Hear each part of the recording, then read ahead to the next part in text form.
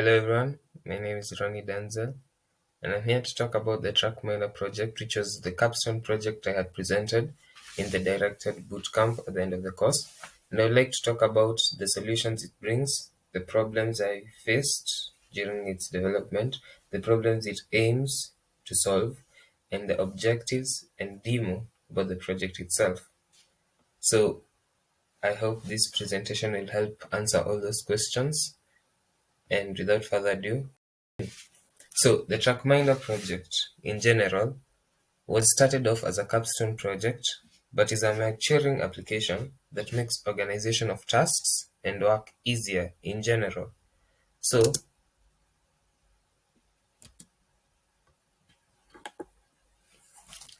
what we're going to talk about is the overview of the project, the problems that this project was aiming to solve, the project objectives, the technologies used in developing this project, and I can show more about the release notes or what is the future planning of the project and the updates. And finally, we are going to land on the demonstration of how the project works and takes place. So, in short form, or TLDR, overview of this TrackMinder project is that it's an application designed by myself initially as a capstone project of the DirectEd Development Foundation Bootcamp, as I had previously said, with an aim to solve a real-world issue of time management.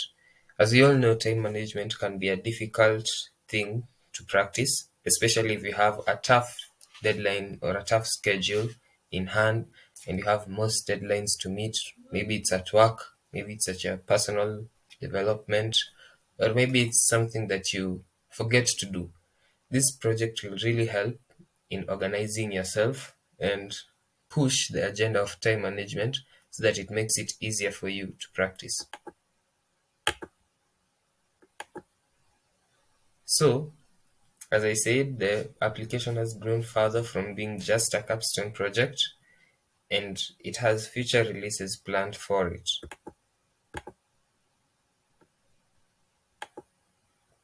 So let's understand the problems at hand. One of the main problems faced and the main problems that it aims to solve is time management. Most of the time, we lack means of managing our time wisely. As I've said, you can have a tough schedule that will make it difficult for you to practice managing your time, and you end up scattering most of the things planned. You don't have a specific program to follow that will help you, achieve what you've planned previously. We also have work and activity organization. And mostly due to busy schedules, organization can be a tricky situation. Don't worry, the TrackMinder project has you sorted out in this type of situation where you can't organize your issues or your work or your activities in general easily. And it helps you in the long run manage your duties and responsibilities because for most of us, admittingly, this is a tricky situation for us to handle, but hopefully this app makes it easier for you to do so. And let's look at the project objectives. And I've said the TrackMinder application helps provide a means of adding to-do activities as what is termed as tasks. And then we can organize the said tasks in self-made collections. You have the ability to create the collections in any way, shape, or form that you want, and you also can do the same with tasks. And due to the seamless UI or the user interface that is provided to manage the tasks and collections, it makes it easier for you to manage your activities in the long run. And don't worry, we can explain more about these so-called tasks and collections shortly. So, what are tasks? Tasks, in general, are a term that is used in the application to describe any activities, chores, or items that you'll regularly have in your to-do list, but are much more sophisticated. Let's say you wanted to do dishes, or wash your clothes, or maybe go for a run, or complete a project. You can have these included in the application in form of tasks, but they are much more detailed. And the detail will help you achieve your management of tasks in the long run. So what do the tasks consist of?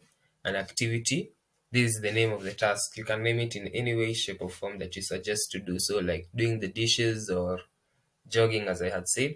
And we have a deadline provided to the task created. So the deadline is the period before which your task should be completed, which you can set for yourself or you cannot set for yourself if you want to. And we also have a timestamp, which is automatically included by the app in the front end. And this is to track the date of the latest update. So you can, with all this provided, you can manage your time wisely with the tasks that are given. And the deadline, don't worry, is completely optional. You can choose to have it or not. Maybe you can have the tasks as self-made notes on what to do, or maybe you really want to schedule your time wisely and you can provide a deadline for that. So hopefully I hope you understand what collections are. And let's move on to tasks. Hopefully you can understand what tasks are. And let's move on to collections. So what are collections?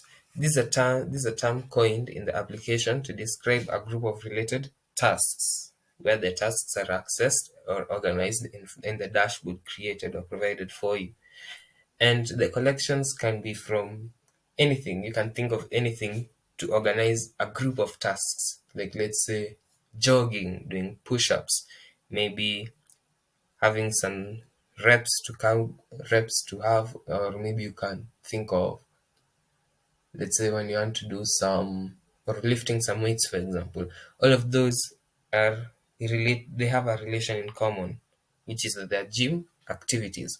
You can also think of it in a different aspect, like writing notes, ensuring you deliver your homework on time, maybe you revise on some certain topic.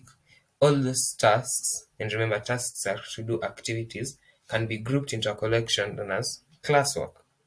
So these collections consist of a name, and as the name suggests, this is the name of the collection that you provide, like classwork or gym activities or chores. And then you have an optional description. It is completely optional. Remember that. And sorry. And the description is optional, as I had previously said, and it's a brief description of what all your tasks have in common, right? Like, if you want to remind yourself, like, this is a group of tasks that are essential in doing this, you can do by providing a description for yourself. And it also comes with an automatic timestamp, which is a rough estimate of the time the collection was created, like, let's say, a few days ago, a week ago, a long time ago. And it's done in that way so that it can provide a more human understanding of when your creation or when your collection was created. And with all this provided, organizing oneself has never been easier, right? Because you can put all your tasks into said collection, and you, through the user interface provided, it can make it easier to maybe update a group of tasks through the collection or delete a group of tasks, which we'll go through shortly. Okay, let's move on. So let's talk about the technologies used.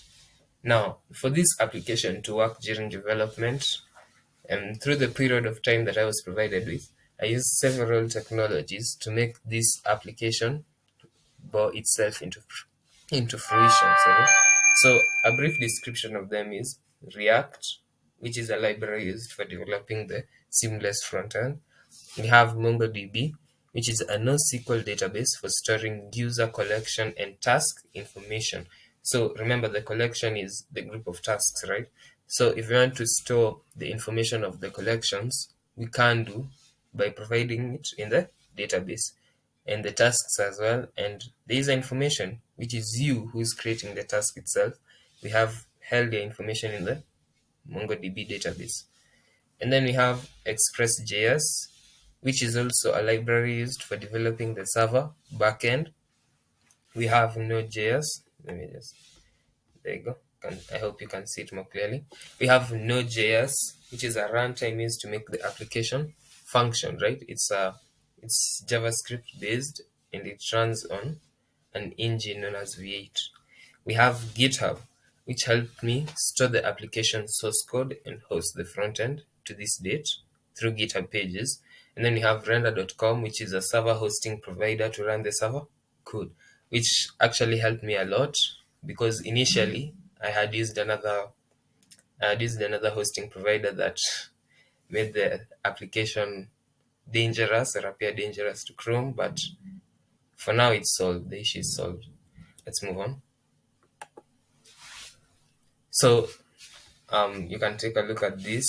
This is the release notes that I had planned for myself in the future, and what or the history of the application in terms of development. Initially, which is version 1.1, I had managed some basic CRUD operations to be provided in the front end, device compatibility, right, for the, let's say, from mobile all the way to a large screen like a computer or a television if you have such a television that can access the web application.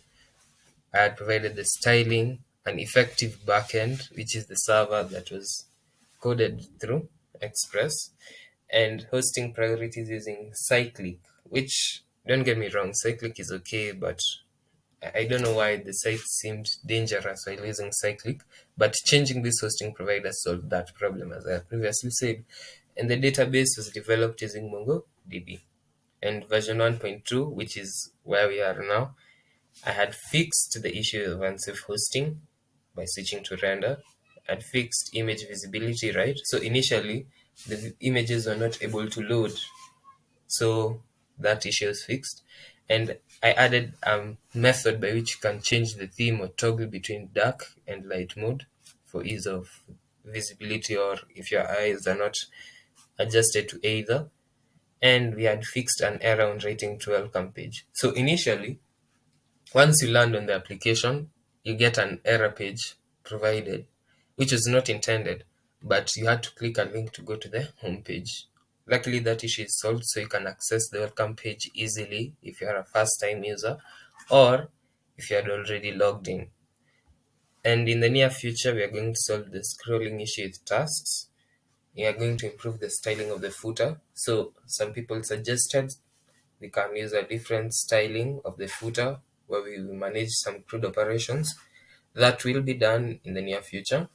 We'll fix scrolling issues with collections, which for now the collections appear nicely, but these are just some recommendations from some testers. And the footer device compatibility, right? Some people wanted to make the footer more interesting, to be different from a mobile phone and how it appears on a laptop or a computer. And we also have these future version updates that I hope to manage in the future, but I think I can do it, and maybe I can get back to you on how this all took place. Let's move on. And now it's time for the demo. I hope you guys are ready. Let's take a look. All right. So, okay, this is my profile, but I want to give it a, hold on. And logged in or don't have an account, right? And it looks, the background is a bit dark because that's how it's set up by my system, but I can change that in a second. Hold on.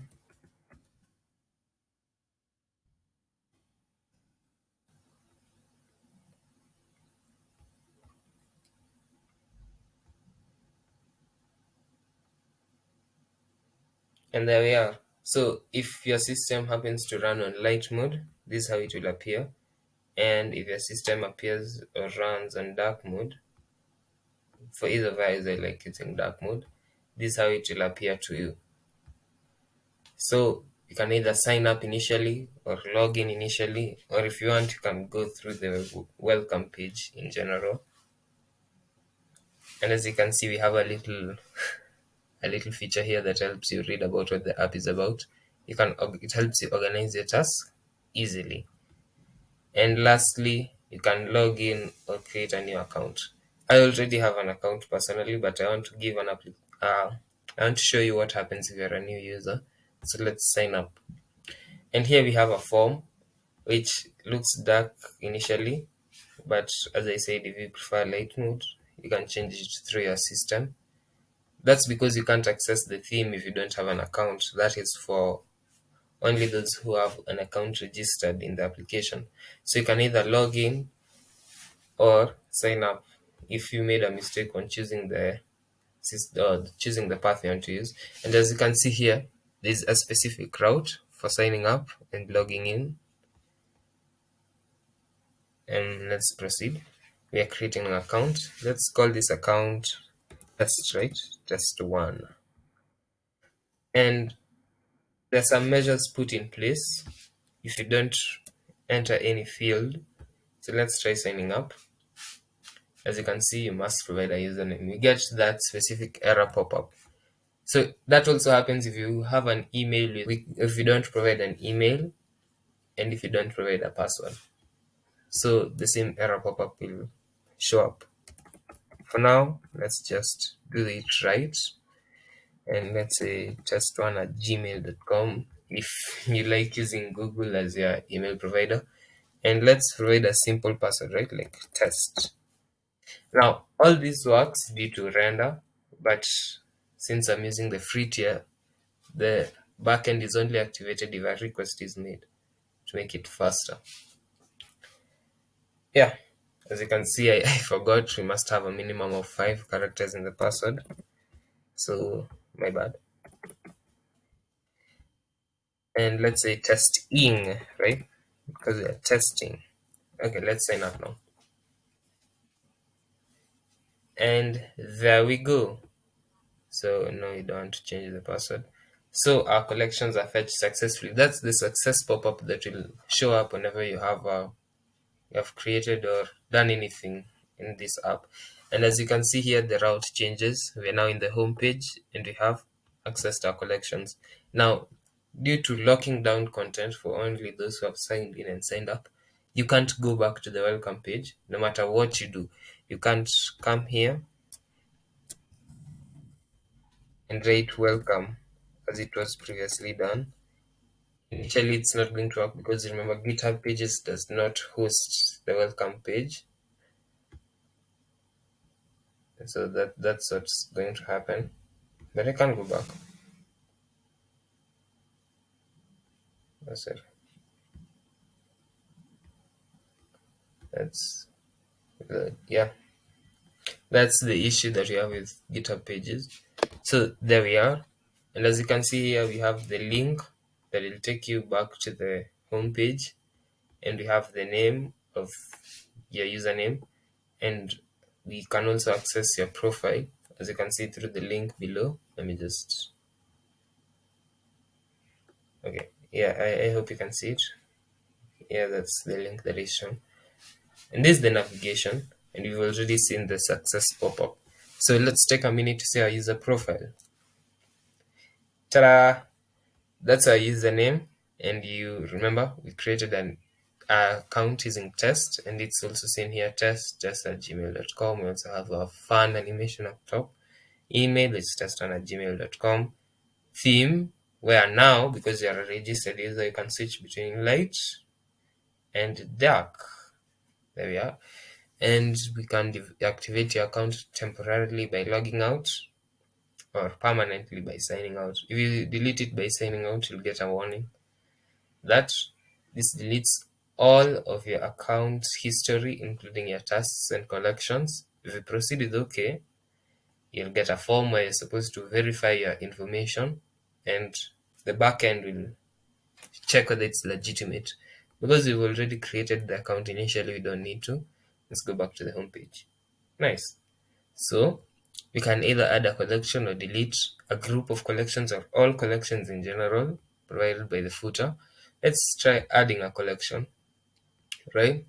So we get a form here. And as you can see, the description is optional, as I had promised.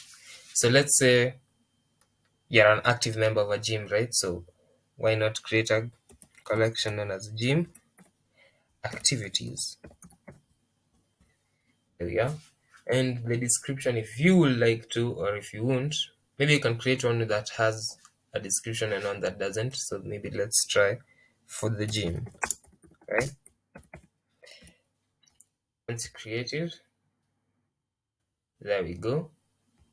we'll actually get a message here that is created successfully, and behind that pop-up message you'll see that it was created.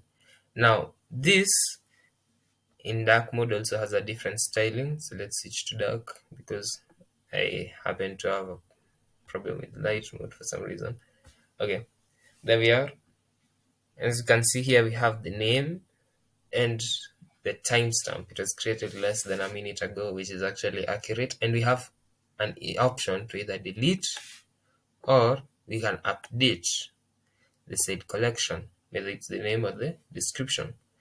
And you don't have to update both at once. You can update either of the field despite the form having both of those fields shown. We'll get back to that in a minute. So I want to create another collection that actually doesn't have a description. So maybe let's try classwork. Okay? And that will help me show what the user interface does with the CRUD operations. There we are. Now, the arrangement is in such a way that the most recently created collection comes first before the other one. Now, for the mobile users, you'll see it as a column from top to bottom. I don't know whether I can demonstrate that. Hold on just a moment. Maybe let me try. Oh, sorry, that doesn't know.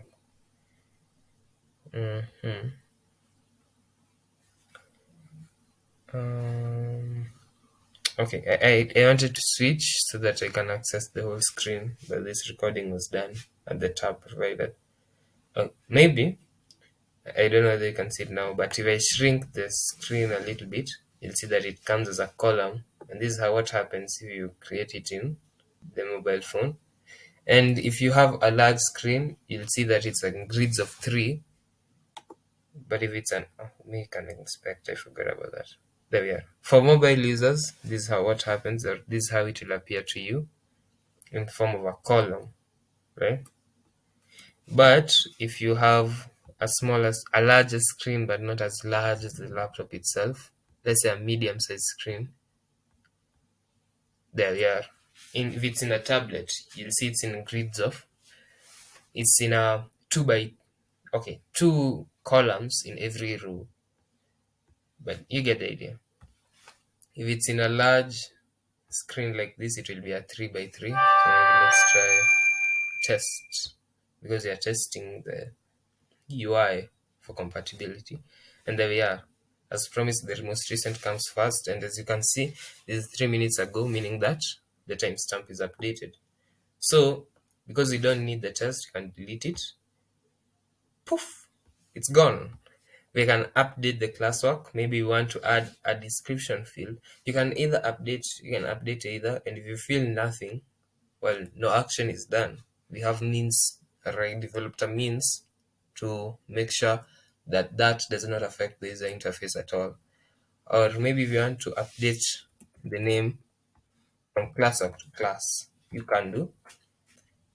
And if you close off this, as you can see, we get the success. It's updated successfully, and it's only changed the class. It did not change the description, but maybe you can say maybe that's because it didn't add a description. Let's add a description. Class related items, right? We haven't provided a name, so we expect it to be class, and then the description is added.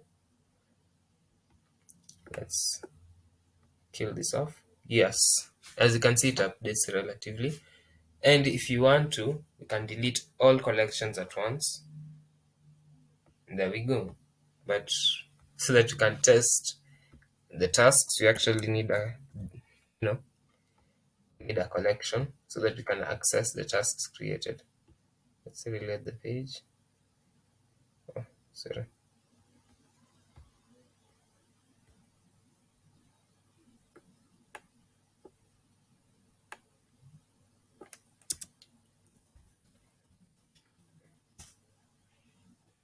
And there we go. So let's first enter a collection, and as you can see here, the nav bar changed a little bit. We still have a user profile as it was previously, so that's not something to worry about.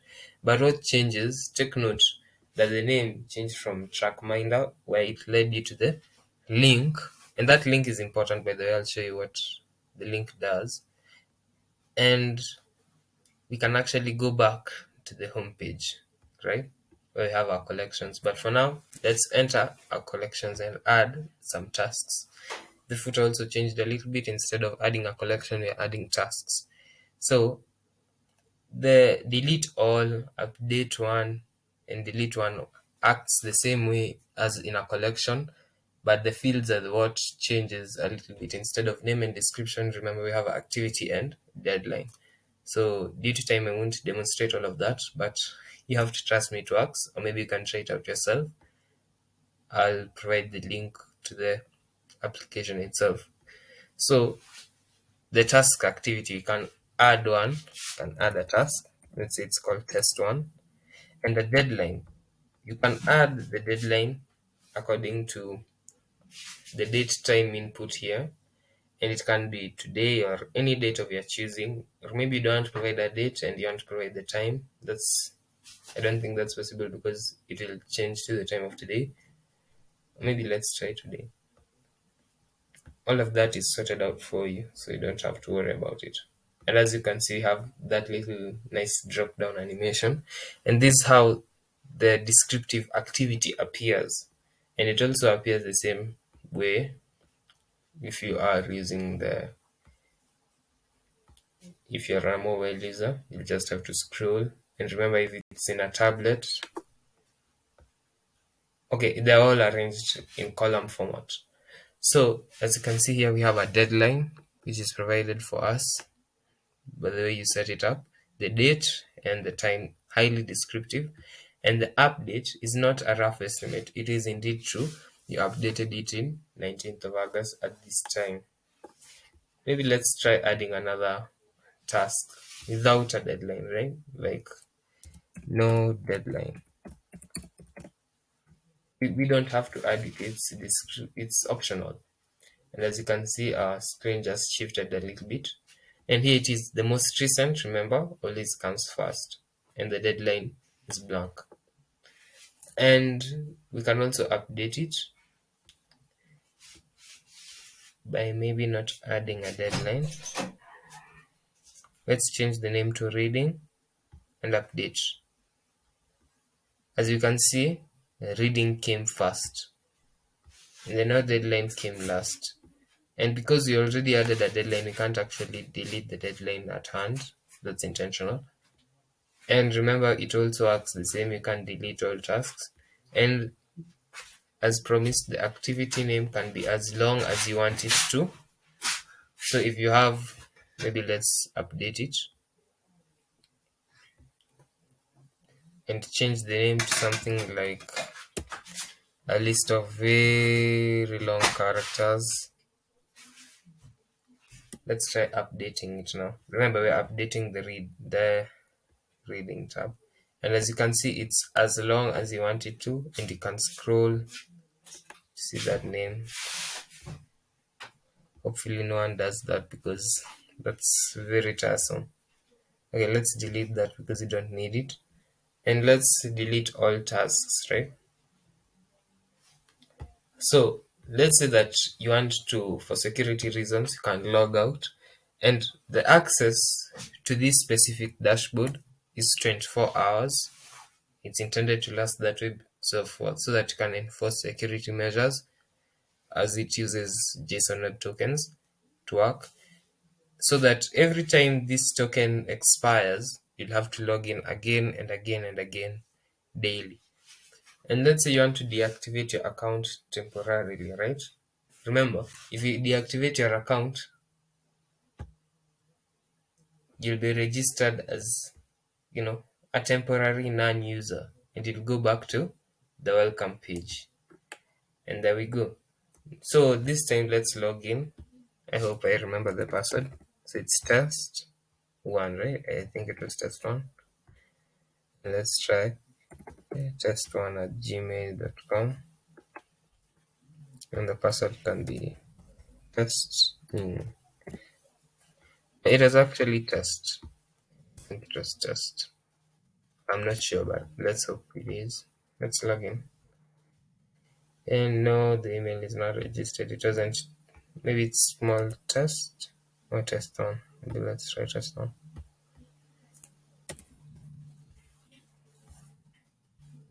And then let's say testing. I don't know why it's not. Oh, it was test. It was test. And there we go. Let's log in. Hopefully this works. No. Okay. Test. Maybe it was test one at Gmail. Then testing.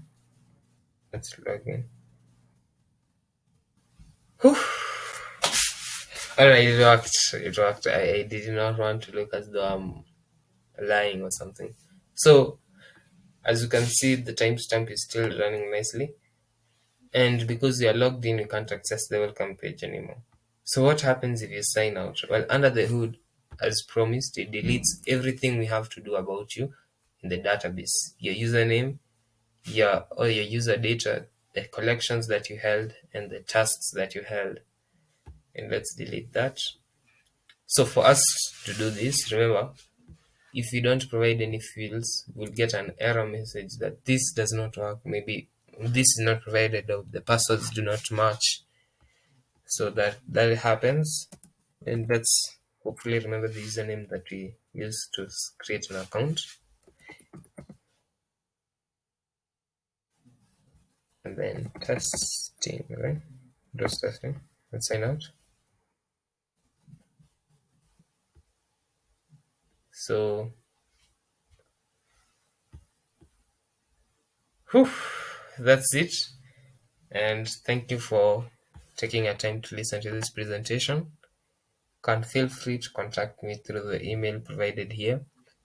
And I hope you try out the app yourself. Maybe try creating an account for yourself. And hopefully I'll see you soon.